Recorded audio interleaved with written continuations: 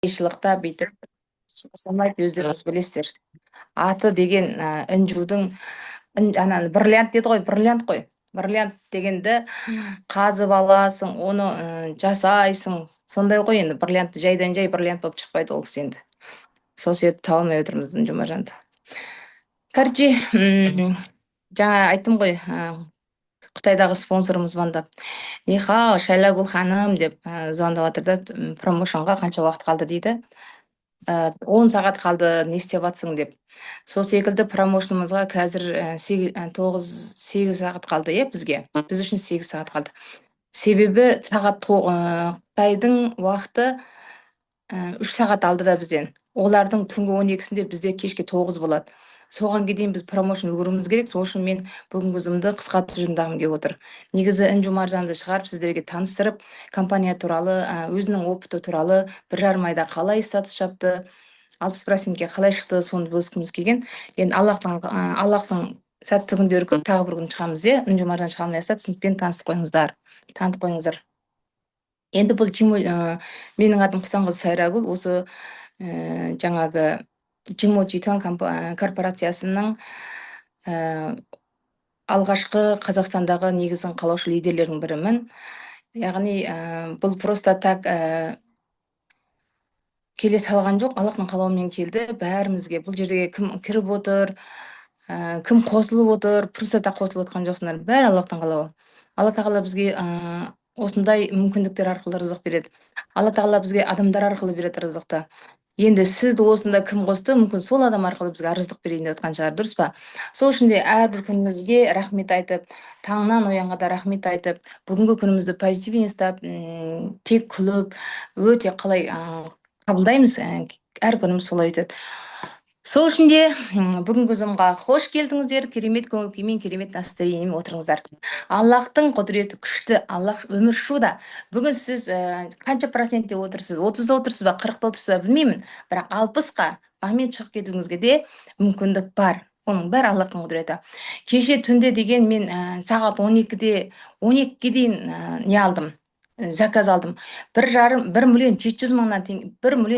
теңгеден бастап кіріп жатыр адамдар. 1,7 миллионға подписка қойып жатыр. 400 қанша мыңға. Мен ақша жинап әлек болдым түнімен ше. Осындай керемет бизнесті не үшін халыққа таңнан тұрып айтпасқа? Бұл Аллахтың қалауымен бізге берген үлкен мүмкіндік. Қайдан көрдіңіздер?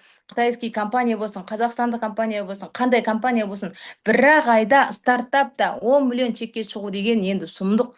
Яғни оның келе салып, осы компанияны айтып болғанша уже 10 миллион чекке шығып болды. Қазір елдер айтып жатыр, қанша уақыт болды бұл компанияға? Ешқандай уақыт болған жоқ, компания әлі басталған жоқ, компания енді басталады. Алла бұйырса, компанияның офисі дайын, үлкен 200 квадраттық Алматыдан үлкен офис ашып отырмыз. Енді кіреміз, оған әлі кірген жоқпыз. Шотымызды дайындап жатыр, тауарымызды дайындап жатыр. Вот сол күнде біз открытие офисті әлі ашқан жоқпыз. Компанияның офисінің открытиесін ашқан күннен бастап, ол компания компанияның открытиесі даже ашылған жоқ. Офис жаңағы компанияның открытиесі тұр ғой, офистің открытиесі әлі ашылған жоқ. Алла бұйырса, компанияның открытиесі жаңа жылда болатын шығар деп отырмыз. Жаңа жылда жаңа қадаммен, жаңа энергиямен, жаңа немен бастауымыз мүмкін, Алла қаласа. Дауыс естілмей жатыр дей ма? Дауыс естілмей жатыр ма? Сол кезде бар біз компания басталдық деп айғайлаймыз бұралап. Компания ашылды деп, әлі ашылған жоқ, компания стартапта тұр. Соның өзінде алдыңғы айдағы табысым 10 миллион болды. Менің осы айда 15 миллион болайын деп тұр бұйырса. Білмеймін, Аллахтың қалауымен. Қосықсын, естіп тұрмыз. Біреу телефон звонда қалды да. Сол үшін де осы группаға келіп отырған барлықтарыңыз Аллах жақсы көреді. Осындай керемет бизнеске ал келіп жатыр. Бұл қандай бизнес?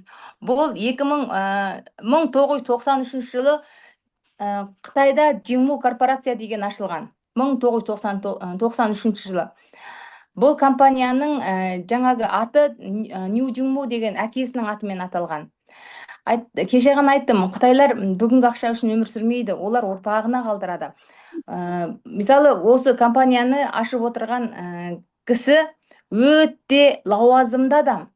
Бұл корпорацияны ашып отырған адам депутат, Қытайда Хубей өлкесінің депутаты, жаңағы осы шөп дәрімен айналысып отырған үш компанияны өзіне сатып алған. Жаңа аттарын айтам. Аньяо Житан деген. Оған қанша жыл болған? Аньяо Житан дегеніміз 1000 жыл болған. И сосын Юбинтан деген 300 қанша жыл болған. И сосын Беодун деген компания бар. О да Житуан дегеніміз корпорация. Сонда үш корпорацияны өзіне сатып алған. Оған 149 жыл болған. Осында үлкен шөп дәрімен айналысатын мықты корпорацияларды өзіне сатып алады да, Жиңму деген жаңағы осы компанияның аты корпорация құрады. Сонымен осы бүкіл Қытайдың шөп дәрісін шығарады. Не мықты шөп дәрілер бар Қытайда, шығыс медицинасы. Қайда жібереді? Аптекаға жібереді, додырханаға жібереді. 32 жыл сонымен айналысып, өзінің брендін қалыптастырған өте мықты корпорация бұл. Жаңағы депутат ашып отырған. И бұл пандемиядан бастап онлайн өтеді. Онлайнға өткен кезде маркетинг құрылады. Яғни маркетинг 2000 қаншаншы жылдан, яғни 3 жыл болған маркетинг екен. Биыл болса 4 жылға аяқ басып бара жатыр.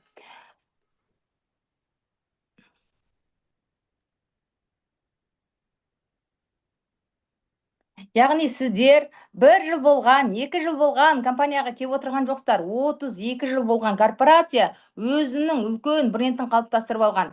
Ашып отырған адам, жаңа айттым ғой, өте лауазымды депутат ашып отыр.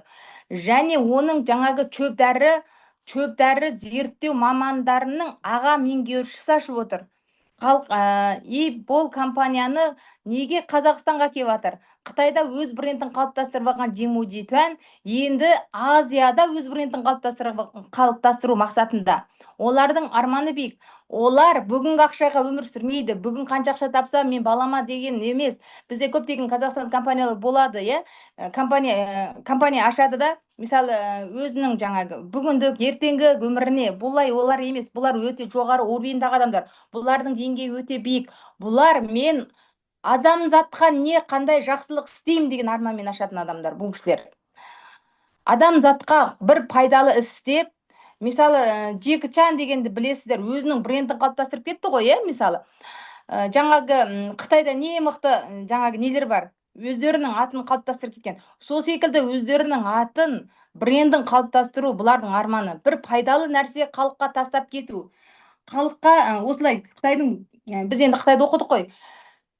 Қоғамда бір кірпіш болып қалған, қоғамда бір кірпіш болып қалған деп миларына құйып тастайды. Міне сол немен өседі олар. Сол санамен өседі олар. Олардың миына сондай программа кіріп алған. Бүгінгі, мысалы, мен мысалы 2020 жылы келдім Қазақстанға, 2002 жыл келдім. 20 жыл Қазақстанда тұрам. Сол кезде мен 18-19 жасында келіп едім де. Сонда адамдардың қалтасында ақша жоқ. Мен таңғалатынмын, ой Алла, өйткені енді ана жерде өсіп үйреніп алдық қой, ол жерде адамдарда ақша жоқ деген жоқ, мүмкін емес. Олардың шоттарының бәрі ақша толып тұрады. Олар ұрпағына қалдырады ол ақшаны. Ал біздікілер қайда? Біздікілер ұрпағын емес, бүгінгі тамағын. Маған қайта звонок болып жатыр. Бүгінгі тамағымыз үшін шыны керек, оның ішіне мен де бармын. Бүгінгі тамағымыз үшін бүгін жұмыс істемей қалсақ аш қаламыз біз, дұрыс па? Біз сол үшін өмір сүреміз. Ал олар басқа урбенде өмір сүреді. Сол үшін бұл компания жабылама деп уайымдамаңыздар. Әне күні мен 13 адам апардым Қазақстанның лидерлеріне, Шымкенттен, Астанадан, Алматыдан. 13 лидер апарып, біз барайық, көрейік көзбен. Егер ұнап жатса істейік деп, ешқандай папискаға отырған жоқ ол кісілер. Просто барып көрді, барып көргеннен кейін жүрекпен қабылдады.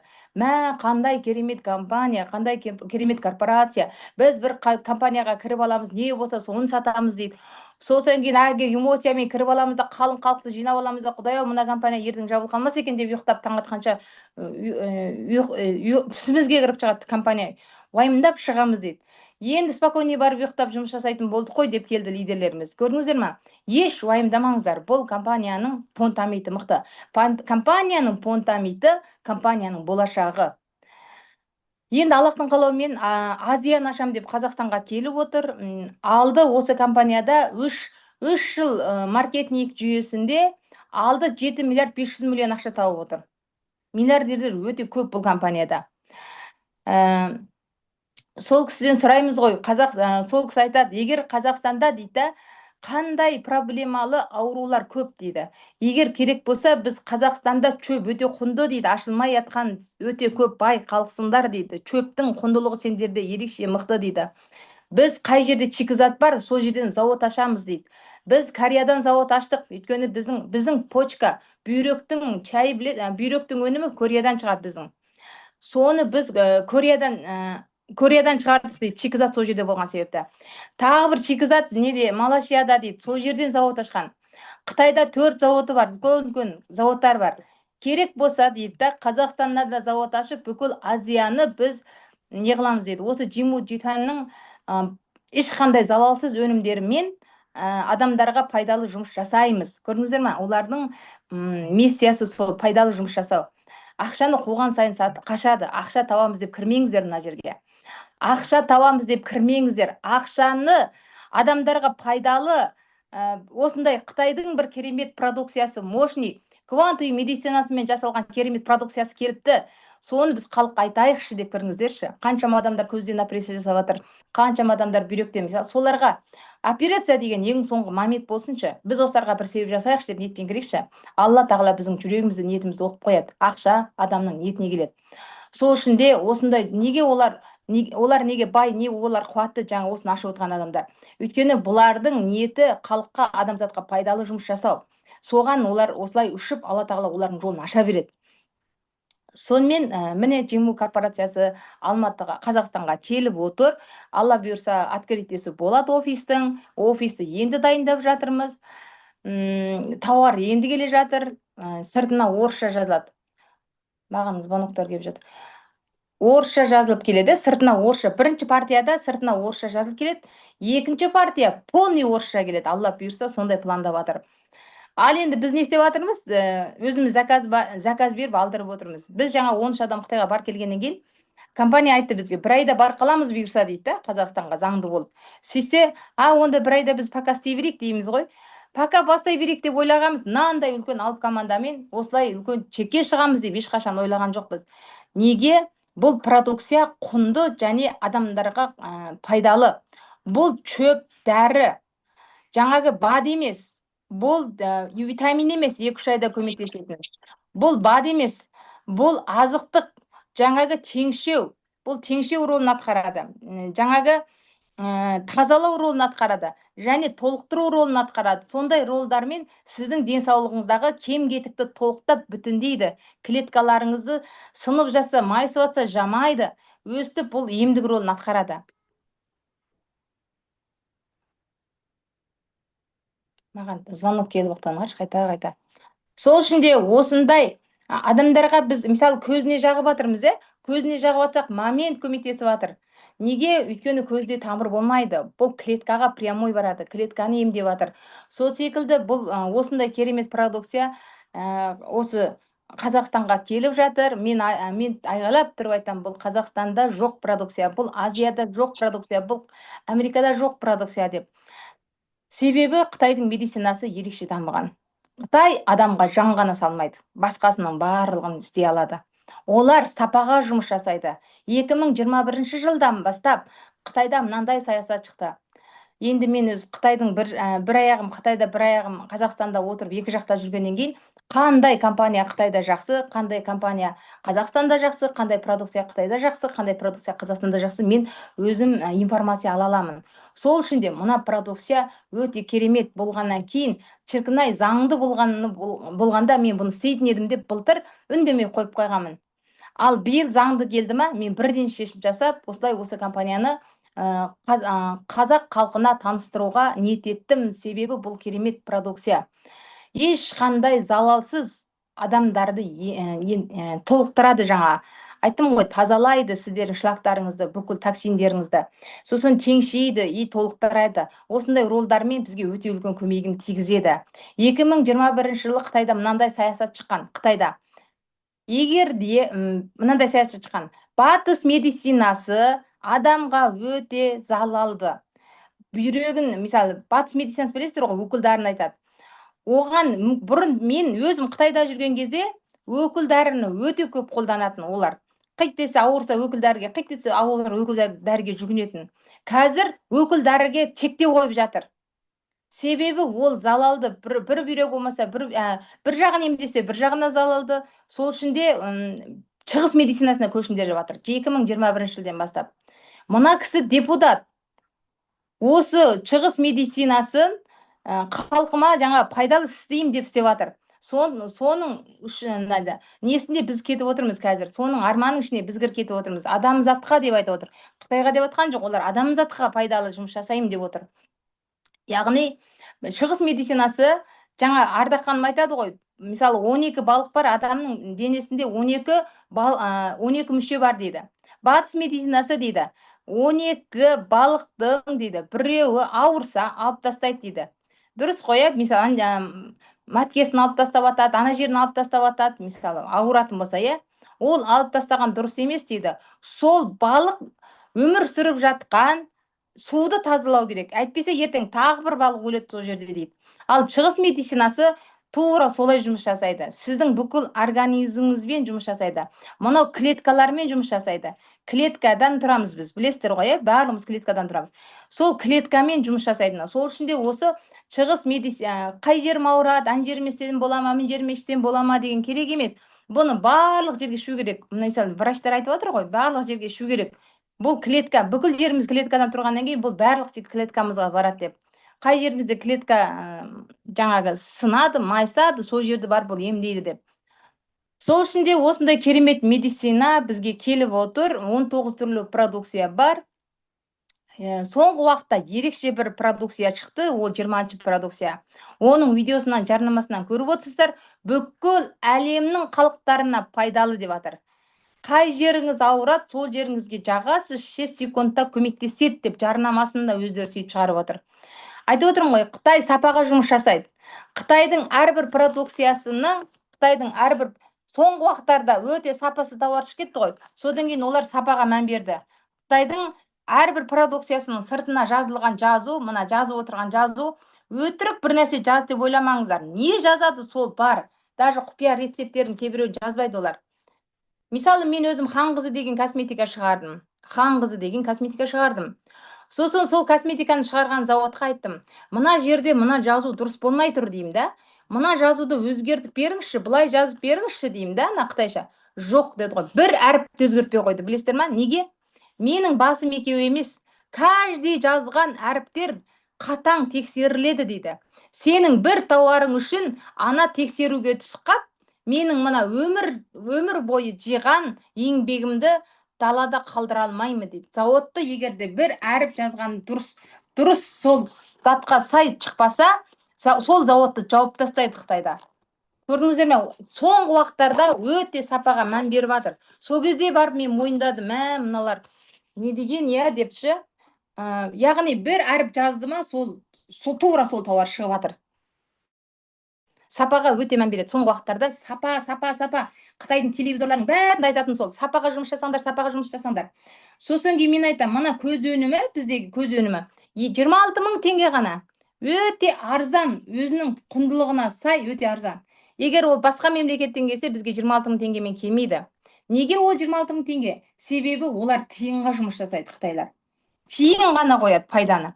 Өйткені конкуренция көп оларда. Егер ол қымбат болып кетсе, болмайды тауары.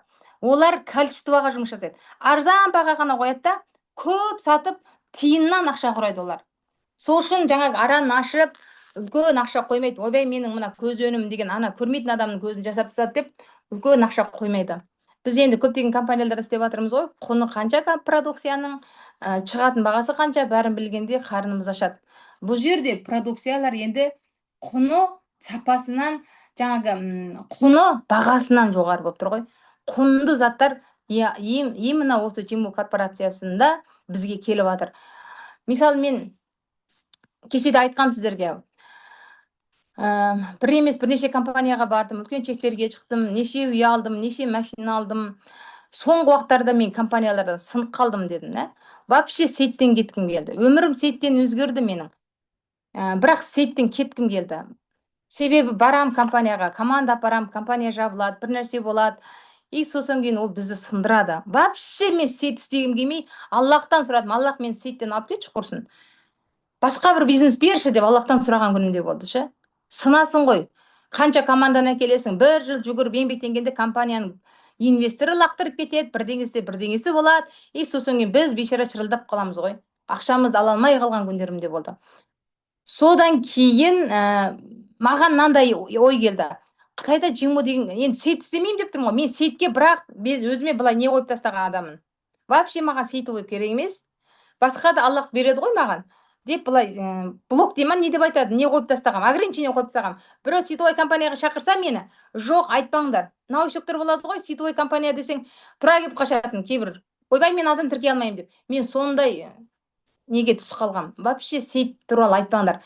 Сайрагүл ханым, сен Вертекс компаниясынан кетіп қапсың ғой деп, мен кеткенде қаншама адамдар звондады маған. Кім звондайды? Сетевиктер звондайды. Сетевиктер бүкіл ақпаратты біліп отырады. Кім қайда жүр, не істеп жатыр? Мен үйде бір ай жатқанымды біліп алып, қаншама адам звондағанда сетевой ма деймін ғой. Кездесуге шақырды. Жоқ.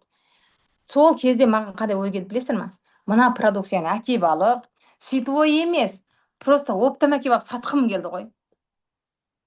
Продукция қатты ғашық болдым. Өте керемет продукция, мойындап отырмын, компанияға мойындап отырмын. Сейт қылмай әкеліп сатқым келгенше. Бірақ Аллахтың қалауы, Аллах тағала менің командамды жіберді. Команда маған айтты, Сайра, саған еріп жаман болған жоқпыз. Біреу 40 миллион кредитінен шықса, біреу үй алдым дейді, қанша қыздарым үй алды, солардың барлығы саған еріп жаман болған жоқпыз. Нормальный бір сетевой істейікші. Сен де 4 балаң бар ғой, сетевойдан кетпеші деген сөздер мені ойыта бастады. Командаң әрине қалап тұрса, неге бір компания әкелмеске? Неге продажа қылып әкелем? Онда сейт қылып әкелейінші деген. Мен не бар соны айтып отырмын, жүрегімдегі барлық шындықты айтып отырмын. Сонымен осыған жаңағы компанияға бардық 13 адам, сонымен алып келдік. Аллаға шүкір, компанияның сұранысы өте керемет. Мен сол келгеннен бастап бір күн демалыс болып жатқан жоқ. Суббота болсын, воскресенье болсын, сондай қарбаластық өте күшті қабылдап жатыр. Алдыңғы айда, бір айда мен 60 миллион оборот жасап, просто ауа сатып жүріп. Ал осы айда просто ауа сатып жүріп, қолымызда продукция жоқ. Заказ беріп, 10 күн күтіп, 15 күн күтіп жүрміз ғой. Сөйтіп жүріп, қанша оборот жасадым? 100 миллионнан асып кетті. 120-ға таяп қалды. 120-ға таяп қалды. Осы бүгінгі күні 120 миллион оборот жасадым. Егесе өсіп жатыр, көрдіңіз ба? Егер мына продукция келетін болса, общем бомба болайын деп тұр. Осы айда барлықтарыңызға енді айтқым кеп тұрғаны, бұл компанияға келдіңіз ба, абы деп отырмаңыздар. Егер сейтте жүрем десеңіздер, мынау нағыз сіздерге керек сейт. Маркетинг десең, маркетингі бар, ақшаны ұрып тұр. Бір ай, мысалы 60%-ке шығып отыр Жұлдыз ханым. Кеше ғана 1,5 айда шықты. Жұлдыз ханымға кеше түнде мен жаздым. Енді команда бәрі ақша тауып отыр ғой. Бірақ Жұлдыз ханым 60%-ке шыққаннан кейін зарплатын сұрағым келді. Ертең неге екеуміз зумға шығамыз ғой, қанша тауып отырсың деймін да. Сөйтсем не деп айтты білесіздер ме? Кей күндері күніне 500 мың шығып жатыр дейді. Күні. Маркетингте ақша бар ма? Маркетингте ақша жоқ болса 500 мың алмайды. Мен бір күндері 800 мың теңге тапқан күндерім болды. Миллион теңге тапқан күндерім болды, промоушен күндері. Яғни бұл компанияның маркетингі өте керемет. Ешқандай ограничение жоқ, ешқандай ограничение қоймаған. Бір ай оборот жасап 60%-ке шығып алсаңыз, 60%-тен кейін тағы да оборот жасайсыз ғой. Сол жасаған обороттарыңыздан еще процент аласыздар ғой, екінші дополнительный ақшасы. Яғни ешқандай шектеу қойылмаған, адам лишний өсіру жоқ, активизация жоқ, жаңағы бал құю жоқ. Қай компаниядан көрдіңіз? Бал құю классикадан. Бұл классика Қазақстанда жоқ классика деп айтам мен. 26.500 теңгемен кіріп бастасаңыз егерде, соның көзден үлкен чекет шығып аласыз. Ешкімді кредитке де кіргізбейсіздер. Жағдайың қалай келет, солай бастаңыз деп айтасыз. 120 мыңмен бастаса бизнес пакетпен бастаса тіпті жақсы. Енді бүгін ерекше промоушен беріліп отыр. Біз тарапымыздан, спонсорлардың тарапынан тағы да промоушен қосып отырмыз. Мен бол, Ардақ ханым бол, жаңа үстіміздегі тағы спонсорлар бар. Мысалы, Інжу ханым да кіріп жатыр оған. Яғни әр қандай 5 зат алғанға 2 зат подарка. Қараңыздаршы, 120 мың теңгемен зат аласыздар да, 50 мың теңгенің затын подаркаға аласыздар. Мына промоушнды айғайлап тұрып айту керекпіз бүгін. Айғайлап тұрып. Қандай керемет, сіздердің команда жасауларыңызға мүмкіндік болса, халықтың 120 мың теңге ақша салады да, жаңа бизнес пакет 120 мың ғой, 50 мың теңгенің продукциясын алады тегін. Ол просто так продукция емес, пирожкеше өтіп атқан мықты продукциялар. Көп компаниялар ашылған кезде, ойбай мынау жаңадан ашылған компания деп 400 мың болса 400 мың, 500 мың болса 500 мың, үлкен пакеті қанша деп, сол компанияда миллионер болып аламын деп кіріп аламыз да, 500 мың теңге болса да сол тауарды үйіп алып отырамыз, мынаны қайда апарамыз, не істейміз, мына тауар не тауар деп. Бұл ондай тауар емес. Бұл тауар каждый халықтың сұранысына ие. Қазақстанда не проблема? Толықтық проблема. Көп адамдар өте толық түнгі сағат 11-12 дейін ет жеп, чаймен торт ішеміз. Міне басталды соғымның несі. Соғымға шақыру деп айтама? Міне басталып жатыр. Сол, яғни сондай толық адамдар өте көп. Мен ана жақта 13 адам апарсам, түгел толық кісілер екен. Ана жердегілер қарақ қапты бізге. Олар мынандай болады ғой. Мынандай болады. Мә, не деген толық адамдар. Мынау нағыз Қазақстанға керек продукция екен ғой деп. Екінші, көзден проблема өте көп. Қазір балалардың бәрі сөткіге отырады. Екінің бірінің көз ауырады. Менің 4 балам бар. 4 баламның көзін тексерсем 4 түрлі диагноз айтып тұр ғой. Біреуінікі -1 дейді, біреуінікі не дейді. Неге? Өйткені телефонда көп отырады. Балалардың бәрі, барлықтарын мен енді арасында бір жылда бір тексертіп тұрамын да балаларды. Сол үшін айтып отырмын, тексерттікші балаларға телефон көп көретін. Әйтеуір бір нәрсе шығарады ғой. Витамин береді, сосын витамин жағамыз балаларға. Ал мына жерде көздеріңіздің сыртына жағып, жаңағы клетка арқылы көптеген проблемаларды емдеп жатыр. Енді оның аузы толтырып айтатын болсам, ана күні біз офиста отырғанда, бізде кім деген бала бар? Жайдар деген бала бар. Вообще сейт істемеген бала. Ол продукцияға келді. Диктоктан сатқысы келді. Жайдардың әпекесі Інжу Маржан, жаңа бүгінгі 60% жауып отырған. Сол Інжу Маржан осы компанияға келе жатқанда, екеуі базарда істейді екен. Базарда екеуі продавец болып істейді. Бүгін өзінің несімен айтайын деген историясын Інжу Маржан шыға алмай жатыр, мен айтып жатырмын. Продавец болып істейді. Сетевик емес екеуі де. Інжу Маржан бұрын сейтте істеген екен, бірақ көптеген компаниялардың көңілі қалып, сосын істемей қапты. Сосын кейін енді базарда істейді деген, ол значит зарплатқа істейді деген сөз. Сосын кейін Інжу Маржан осы компанияға келе жатса, жаңағы Жайдар деген бала інісі тұрып, неме кетіп бара жатсың лохотронға деген ғой. Көрдіңіз ба? Біз жұмыртқаны, мынандай жұмыртқа, мынау жұмыртқа.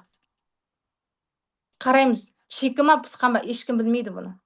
Ішін жару керек ана жұмыртқаны. Сонда или чикі, или пысқаны білеміз. Сол үшін мына жерде бұл жұмыртқаны қарап отырған адамдар өте көп.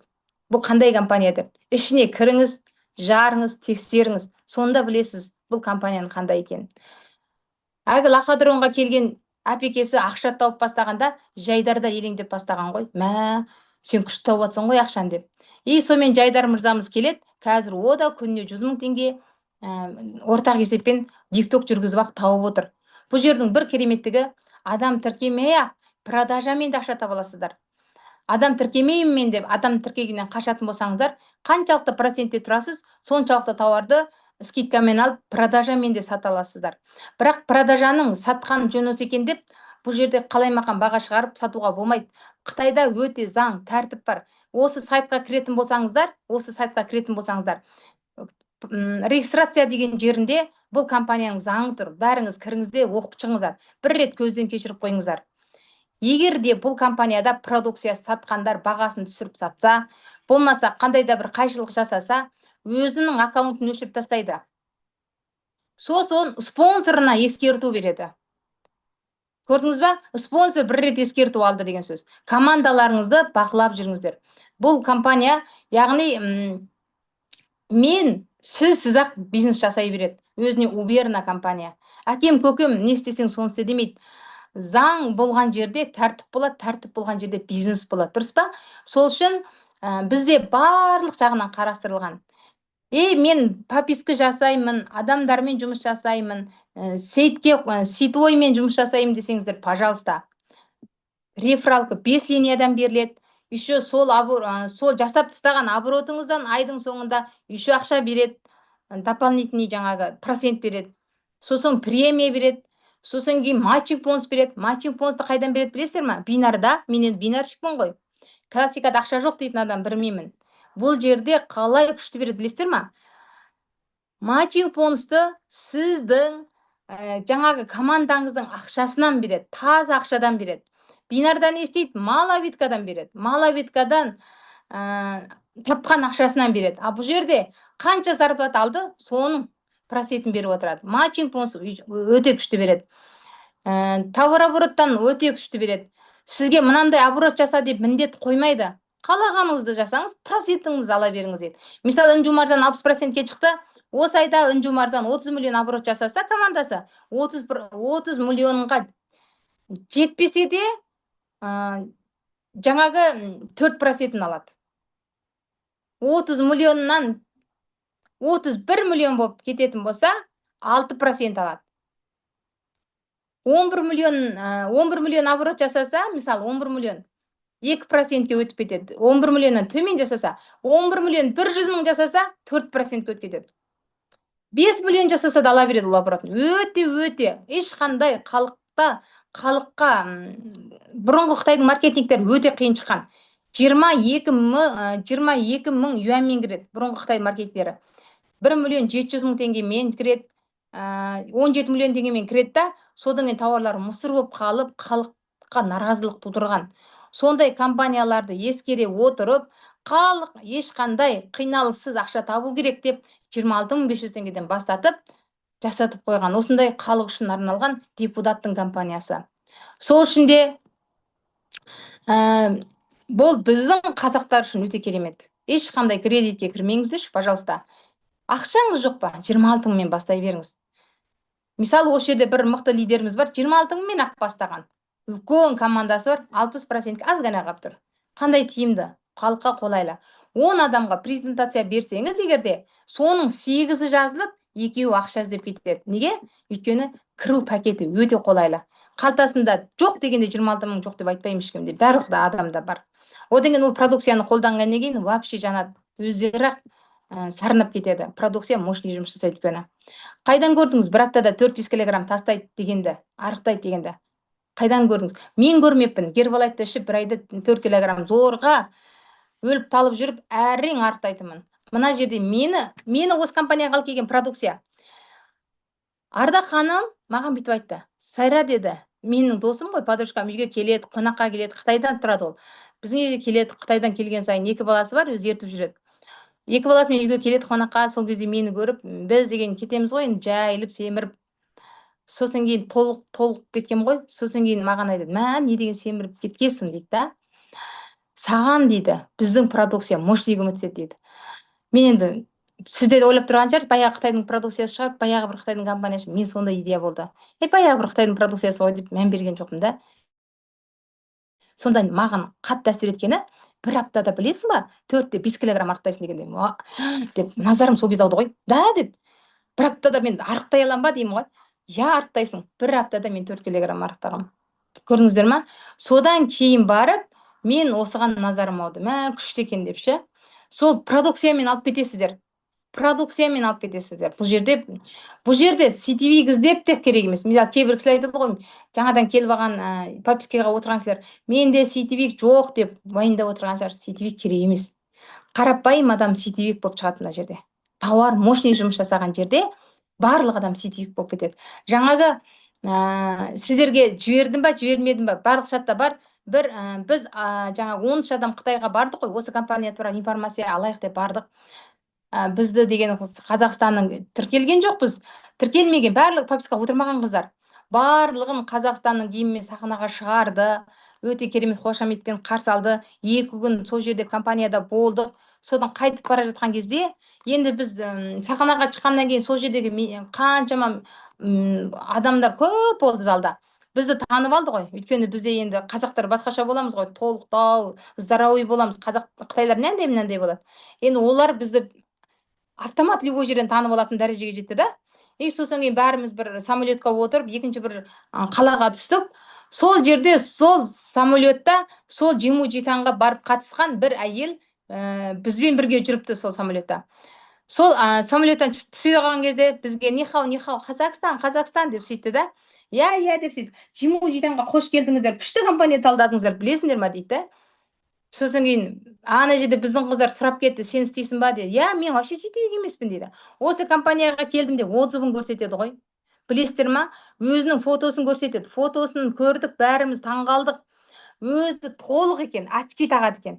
Ана фотоны көргенде мен бұрын мынандай едім дейді. Қазір мен мынандаймын дейді. Өзі арықтап алған, очкиін тастап тастаған, өзі жасарып алған ғой. Ананы көргенде, Аллах таған, Аллахым бізге жіберіп, менің өзім солай ойладым да. Аллах маған бізге осыны жіберіп тұр, біздің көзімізді ашып тұр. Қандай керемет компаниядасыңдар. Қараңдаршы, міне адамдар күшті результат алып жатыр деп біздің көзімізді ашып, компаниядағы сенімділігімізді арттырып жатыр ғой деп сондай идеяға келді да менде. Яғни сондай керемет отзывтар шығады, қалай халықтың рахметін аламыз. Өте толық адам көп бізде. Толық адам дегеннің өзі семіздік. Жаңағы токсиндер жұмыс жасамайды, бауыр дұрыс жасамайды. Арық адам бар бізде, мынандай. Ол адамның көп бауыр жұмыс жасамайды, ішкен тамағы прямой кетеді, оған да көмектеседі. Яғни жаңа айттым ғой, тазалайды, теңшейді, толықтайды. Емдейді деп айтпай-ақ қояйық. Емдейді деп айтсақ артық сілтеу болады. Шөп дәрінің емдейтінін бүкіл адам біледі. Өйткені қазағымыз шөп дәрімен емделген кезінде. Құдайдың орнына отырмай-ақ қояйық. Мынаумен сені жазып тастаймыз. Мынаумен сен миллионер боласың деп, агыны байып тастамай-ақ қояйық. Просто біздің міндетіміз ақпарат беру. Информация береміз. Жүрегіне жатқан адам келсін, жүрегіне жатпаған адам өзі білсін. Бірақ 1 жылдан кейін өкінетін болады. Себебі бұл миллиард халықты мойындатқан корпорация 20 миллион халықты мойындатпайтынына мен сенбеймін. Не только Қазақстан, Азияны ашам деп келе жатыр. Жаңағы Өзбекстан, Қырғызстан бәрі бізбен бірде ғой, олардың несі, диагноздар, ортақ Азия құрлығындағындар бір климат болғаннан кейін. Семіздік бәрінде көп. И жаңағы Россия бүкіл неге страналардың басында тұрып миллиардер болуға мүмкіндіктеріңіз бар. Аллах тағала жайдан жай ойды салмайды. Осында келдіңіз ба, значит сіздің қолыңыздан келеді. Сол үшін осы зумға келіп отырсыздар, сол үшін осы компанияға келіп отырсыздар. Аллаға рахмет айтайық, осы компанияны жақсылап отырып жүргізейік, біз болып. Мен алдыңғы айда 10 миллион чекке шықсам, осы айда 10 миллион кемінде, 15 миллион кемінде шығам деп отырмын. Менің пысықтығымнан емес, Дархан мырза ылғай сөйтіп айтады. Мен айтамын, қойшы маған диспеш деймін да. Маркетинг айтып тұрады да, Сайрагүл ханымның пысықтығынан емес мына 10 миллион деп айтады. Бұл жерде маркетинг мықты жұмыс жасап тұр деп рас айтады. Бұл жерде маркетингті қозғап тұрған продукция мықты жұмыс жасап тұр.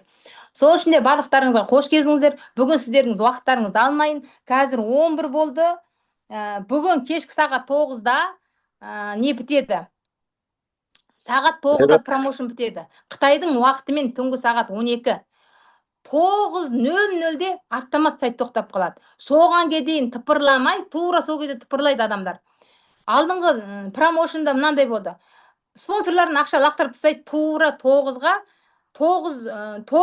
бір 15 минут қалғанда, 30 минут қалғанда лақтырады. Бір сіз емессіз ғой, спонсорға ақша лақтырып отырған, подписка жаса деп. Қаншама халық бар. Ол спонсор бейшара жарым сағатта үлгермейді да, сосын кейін ана промоушнға үлгермей қаламыз.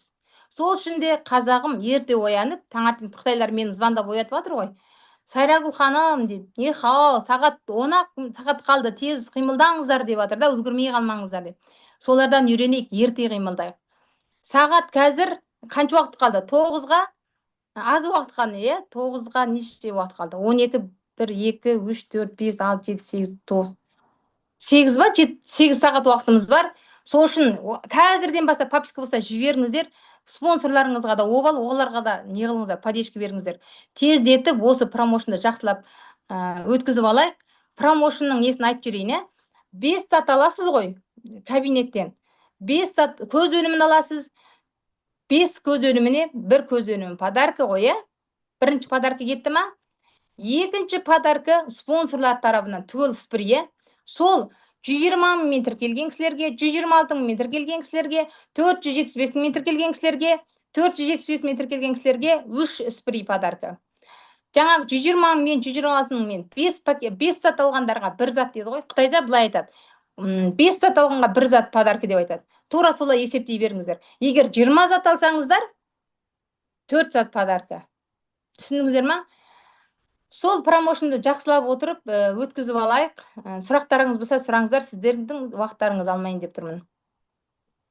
Мен Сайрагүл, сен телефонымды бересің бе? Мен Қытайдан келген мында адамдар бар еді, соларға заводтың затын айтайын, өздері ем жасайтын адамдар, осы емші, балалы, әкелі, врачтар.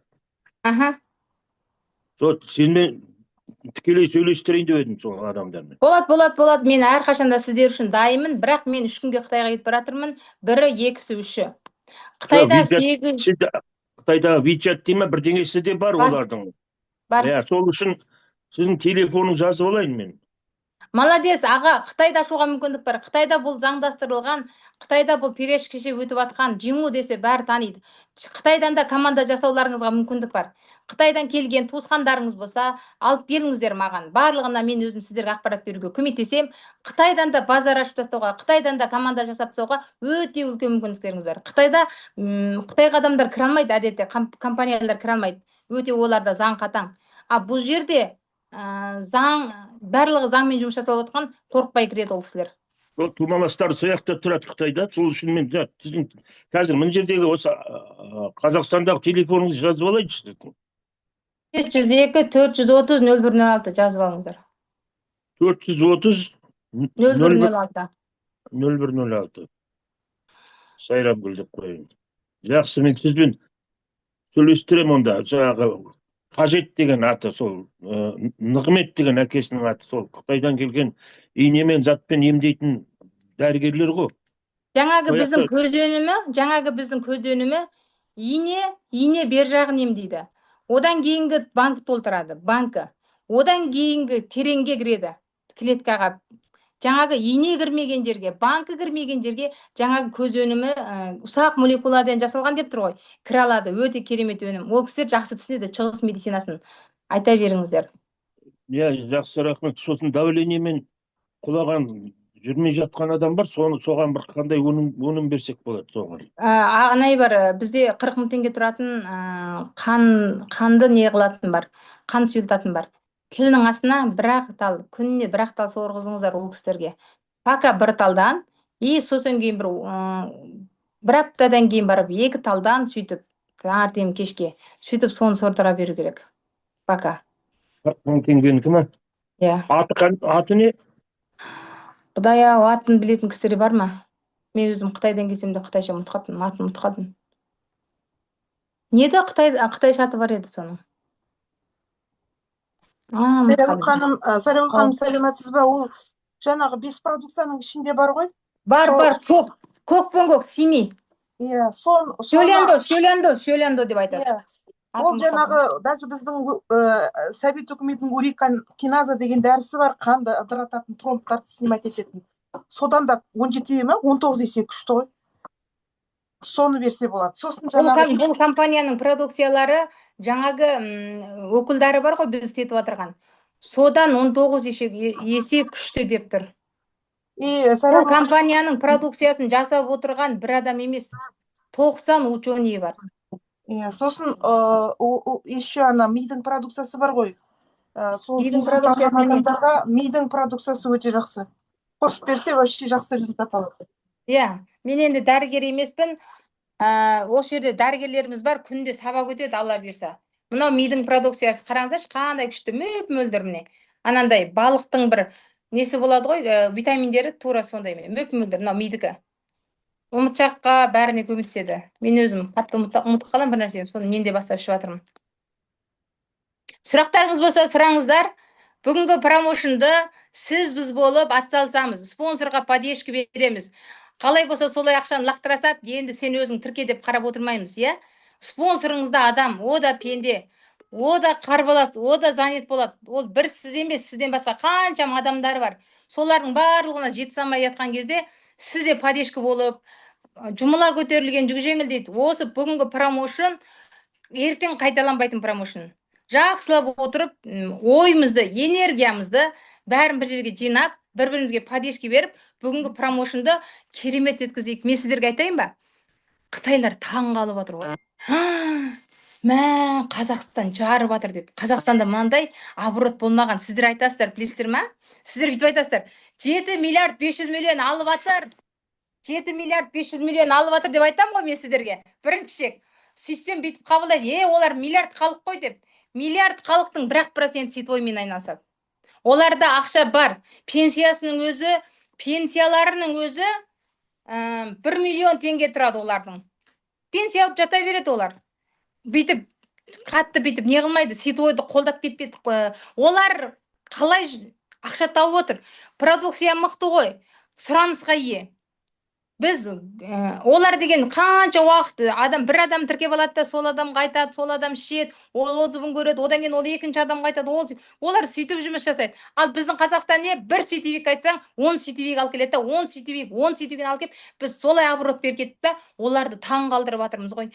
Мә дейді ғой, мә қандай керемет оборот жасап жатыр мыналар деп. Ауа сатып жүріп, бәленбай тауар жоқ қолдарында. Олардың жиналысы деген күнде жинал таңертең зумда, кешке дейін бізді мақтап жатыр екен. Қазақстан не деген мықты жұмыс жасайды деп. Қазақстанды тағы да бір дәлелдеп жіберейік. Қандай екен. Сосын кейін ертең бүкіл қалаған жұмысымызды жасатып аламыз Қытайларға. Сөйтіп бересің, бүйтіп бересің деп. Ол үшін бізден оборот керек, дұрыс па? Сұрақтарыңызды сұраңыздар. Сәлеметсіздер, Сайрагүл ханым. Қуаныштымын көргеніме сізді. Неше Каспий рет бар ма? Бар. Рет емес, рет деген түсінбейді екен, рассрочка бар. 12 ай, который? Аха. Жақсы, рахмет. Каспий рет деген қазір 3 ай, 4 айға, сіздерде 12 ай, тіпті жақсы мүмкіндік ол. Жоқ, рет жоқ шығар бізде. Бізде екі бар емес па? Ретке қарағанда рассрочка ең жақсы. Я, рассрочка жақсы, аха. Сіздерде можно сұрауға кешегі жазылған кісі ала ма 2 продукция? Жоқ, ол бүгін таңертең келген промоушен. Түнде келді, түнде мен аударып жазып чаттарға тастадым. Біздің қазақта таңертең ерте тұрып телефон шұқылаймыз ғой. Көре берсін, сағат 10-да мен айтатын болсам, кеш болып кетеді ғой, көп адам естімей қалады ғой деп түнде аналардан естисап чаттарға тастадым да. Бұл промоушен бүгінгілерге арналған. Бүгінгі уақытпен қарайды оны. Оны жоғары жақтағылар қарайды. Бүгінгі күнмен саналады. Кешегі промоушен алдыңыздар, Аллаға шүкір, бір промоушен болса да, енді бүгінгілерге 2 промоушен беріледі. Сұрақ бола ма? Мен мынандай идея келіп жатыр маған. 475 мен тіркелгендерге 6 промоушен алады екенсіздер ғой. 6 промоушен, біреуі 26.500 теңгеден 6-ға көбейтіңіздерші. Вообще 30 мың, 130 мың теңгені. Өздеріңіздің салған ақшаларыңыздың 30%-ін алып алады екенсіздер еще. Қандай күшті. Ал енді анау спонсордан келетін промоушен ол қандай болады? Спрей. Ол спрей деген қандай ол? Ненікі ғой, я? Спрей жаңағы сіздердің беттеріңізді ашып, бір спреймен, бір көзөнмен, бір мемлекет ашып тастайсыздар. Момент көмектеседі. Берген жерлеріңізде барлықтарыңызды бір спрей, мен тыңдай салыңыздаршы, барлықтарыңызды бір спрей, бір көзөніміз сөзсіз болсын. Мини-склад жасап алыңыздар. Сосын кейін сіздердің депозиттеріңізде ақша бар ғой, сол жерден де өткізсеңіздер, промоушен ала аласыздар.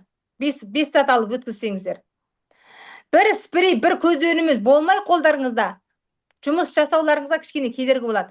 Барлықтарыңыз мини-склад жасап алыңыздар, спонсорлар жасап алыңыздар. Бұл өте мүмкіндік. Ақшаларыңыз бар ма? Салып тауар алып алыңыздар. Бұл перияж кеше өтіп тұрған тауар. Ертең тауар келе салады да бітіп қалады. Командаларыңыз ауыстырып отыруы мүмкін одан кейін. Маған мынау керек, мынаны бере тұршы деп. Спонсорларға да құлақтарыңыз алтын сырға, мини-склад жасайтын күн бүгінгі күн. Әзірден бастаңыздар. Кешке командаларыңыз бәр жан-жақтан заказ беріп үлгермей қаласыздар. Сұрақ. Бір минут, достар. Сұраңыздар. Чатқа өтіңіздер, чатқа қарай. Сұраңыздар, қымбаттыларым, сұраңыздар. Мынау регистрацияны упрощенный жасауға болмай ма? Кейбір адамдар вообще менде кәрі кісілер түсінбейді. Оны өзім жүріп әлі үйрене алмай жатырмын. Упрощенный вариант нельзя делать. Қалай сонда упрощенка деген, как можно понять? Мына бір неден бір неге кіргеннің бәрін соны үйрене алмай жатырмыз ғой, айналайын, ау көкөтай. Бүгін Басқа мен мынандай компанияларда сіздерге Телефон алып тастауға болады ма? Ана СМС-ка, телефонға келетін СМС-ка басқаша или почтамен жасауға? Очень бүгін трудно. сіздерге мынандай көмектесе аламын мен. Мен түсіне алмай тұрмыз әлі сұрақтарыңызды. Бүгін жаңағындай тіркей алатындарыңыздар тіркеңіздер. Тіркей алмаймын, жаңағындай адам жоқ болып қалады, сообщение келмей қалады, иә. Сол моментте ұшырап жатсаңыздар, спонсорларыңыз арқылы шаблон жасайсыздар. Шаблонда бірінші тіркелетін адамның аты жөнін жазылады, Қытай тілінде жазылған, иә, бізде бар ол шаблон. Соны жібересіздер, үстінде тіркелетін адам, астына не? Спонсор. Соның бәрі дұрыс жазылмаса, ол қате кетіп қалады. Сөйтіп көмектесуге болады, оны айтасыздар. Қиындыққа ұшырасаңыздар, айтыңыздар спонсорларыңызға. Спонсорларыңыз бізге шығады, оны айтып отырмын ғой, бүгінгі күн бәріміздің жұдырықтай жұмылатын күніміз. Жоқ, келешекте без телефона можно? Келешекте без телефона. Телефонсыз. Қалай сонда, соны айтып жіберіңізші толықтырып. Анау СМС-ка келмейді или через почту ма, потому что СМС-ка қиын болып тұр бізге. Почта керек жоқ, почта деген бұл компанияның талабы, айтып қояйын. Бұл Почта компанияның керек талабы емес, бойынша, поштаға инспекция несеңіздер бойынша өте тек күрделі қана өтеді. телефон ең қауіпті. Почта можно взломать и забрать ваши деньги, но СМС-подтверждение уже ешкім взломать ете алмайды. Сол үшін СМС қойып қойған. Ол условия компании. Қытайда да Это сондай. условия компании, да? Иә, Да, Қытайда Это да не почта наши емес, условия, но это условия я компании. хочу жоқ, ана Қазақстан деген сөздің бар ғой, қытайша жазылып тұрған. Соны бір суретке түсіріп, мынау сөзбен мынандай кажется, өйткені оның жазылуы біртүрлі, не находим. Соны как можно? Продукцияны айтасыздар ма? Басынан бастап аяғына шейін жаңағы полный бір видео отрывной қылмай бір видео қылып барлық чатқа жіберу керек шығар. Потому что негізі видео бар ғой. Негізі видео бар ғой, экстракцияның видеосы. Жоқ, подробно қайтып интернет білмейтін адамдар көп бұл жерде. Жандарым, сол паписка көп болайын деп тұр, мына кісілер дайындалып жатыр. Біз деген оны қырып жазар едік, содан қорқақтап отырмыз мысалы. Бір регистр жасау үшін анаған жалынам, мынаған жалынам. А неге сіздер өздеріңіз үйренбейсіздер? Вот, тәте, подкаст қолданасыздар ғой. Қытайша үйренейік те. Қарап, соған қарап отырып жасайды. Презентация өтіп жатыр ғой, технический вопростарды давайте потом. Мына жерге жаңадан келген, естімеген адамдар бар. Сондықтан технический вопрос үшін Ол енді үлкен кісілерге қиындық болып жатқан болуы мүмкін. Негізі сартылдап отыр бәрі. Спонсорларына шыға қойсын. Қазір мына жерде тым ешқашан естімеген адамдар бар. Сондықтан Алла бұйырса, мен сіздерге бір не айтайын. Алла бұйырса, бір аптада барлығы орысша болады. Бұл уақытша сіздердің қытайша түсінбей тұр. Сайттың бәрі орысша болады ғой. Ол заңда шығып отқаннан кейін. Иә, уайымдамаңдар. Ол айтады жапондықтарда мынандай кемшілік бар. Жетістікке жетем Қазір десем араласа қиындық берсе болмаса, барлықтарыңыз микрофондарыңызды өшіремін. жетістікке жетем деген адам дейді, қиындық болмаса сатып ал. Оп-оңай ешкім жетістікке жетпейді. Бәрінде кедергі болады. Командалық жақтан болсын, сәл шыдасаңыздар, міне бір аптада бәрі орнына келеді. Юаньнің орнына теңге тұра ма? Юаньнің орнына теңге? Енді сіздер ұсақ-түйек сұрақтарыңызды артынан команда спонсорларына қойыңыздар. Біз мына зумда отырсақ уақытымыз кетеді. Жарым сағат сұрақ қояйыншы болды. Иә. Сара, қайттан қойшы микрофон, мен өшіріп тастадым. Ал, бірақ сұрақ қоюға рұқсат. Айтып отырмын, барлықтарын қосылмаңыздар, мен өшіріп тастадым. Алматысыз ба? Офис қашан ашылады Алматыда? Қандай офис ашық қой? Алматыдағы главный офис айтасыздар ма? Иә. Қытайға 2-3 күн кетіп баратырмыз, өте үлкен жиналыс болып жатыр, бізді шақырып жатыр, біз соған барамыз, келгеннен кейін мына офисқа кіреміз. Оған дейін пока ана офиста жасай бересіздер, иә? Біз ұқтырамыз, чаттарда ұқтырамыз, не жаңалық бар, бәрін ұқтырамыз. Ана біздің жаңадан алған офиста логотип жасалып деген секілді кішкене ремонттар болып жатыр, соны да күтіп отырмыз. Ондай болса, Талғат мырза, рахмет сіздің бізге бөлген уақытыңызға, қызметіңізге және барлықтарыңызға рахмет. Аллахтың әрбір күні